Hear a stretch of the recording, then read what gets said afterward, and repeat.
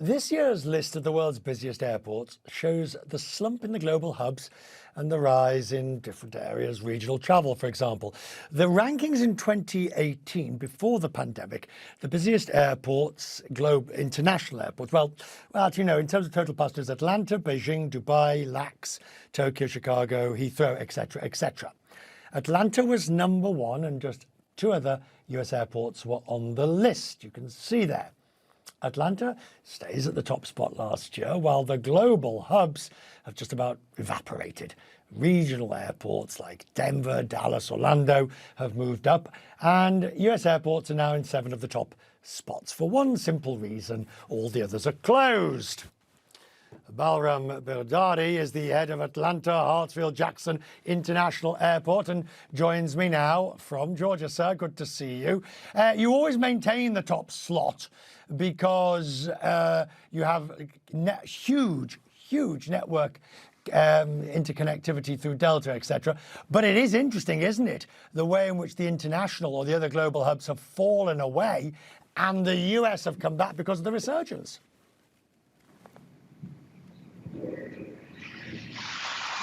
Hello, sir. Can you hear me? Richard, I could barely hear you. The volume is a little bit low. Could you turn your volume up a little bit, please? Right. Well, we're on air, so can you hear me now, sir? Yes, I could hear you very well, Richard. Thank you very much. Good. Right. Well, the question is, Atlanta's number one, but it's interesting that all the other US airports have come in because the global hubs are still locked down.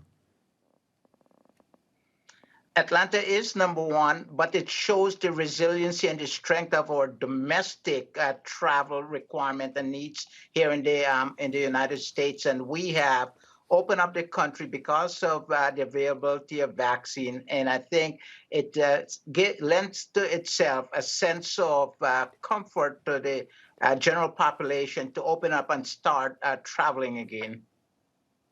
The way in which domestic travel in the US has come back, has it surprised you? For the most part, we were caught a little bit surprised with the quick growth of domestic travel here in the United States. But of course, we were nimble and we were agile and we were able to react to it very quickly, not only airports, but also our airline partners and our federal partners. And what plans are you making for this summer? Because from what I can see, Europe is going to come back quite strongly. Delta is your dominant carrier and has large capacity to Europe, which is expanding. So, Richard, what we have done mid 2021, we started to put together our operations plan. And just give you an example, in the first 59 days of 2021, there were about 6.5 million people, or 59 days, there were about 6.5 million people that came through Atlanta.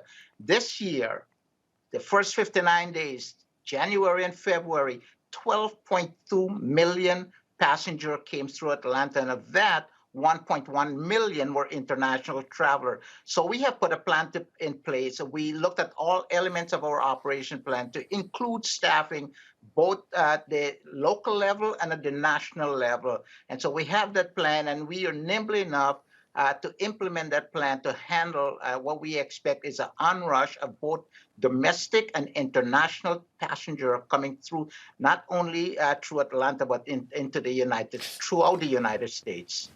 When the President Biden's infrastructure plan, which was widely accepted but are we seeing the results of that yet? Particularly on aviation, airport infrastructure, new runway capacity, all the things that have, putting it bluntly, seems to put America or the United States very much on a back foot. So for airports as a whole, our infrastructure planning is long term. We look at our infrastructure need over multiple years. So we have already had started building this airport and modernize our airport in several areas for capacity, safety and security, for resiliency, and for what the customers are asking for prior to the Mhm. pandemic. During the pandemic, Atlanta in 2020 and 2021 completed over $800 million worth of construction work. So although we slowed up a little bit, the pandemic did not have much of an impact on our preparedness into the next 20 years. The infusion of additional money from the federal government into infrastructure is a Mhm. welcome infusion, is a welcome resource for airport across the nation to help us to continue with that building and even add to some of those, even add to the element that we have deferred to Right. outer years to bring those elements or those projects back into the in closer to continue modernizing airports across the United States. Again, what the president and our elected official have done is commendable. It's much needed, and we welcome that infusion of additional resource into our infrastructure needs and future growth of aviation in the United All States right. on a global scale.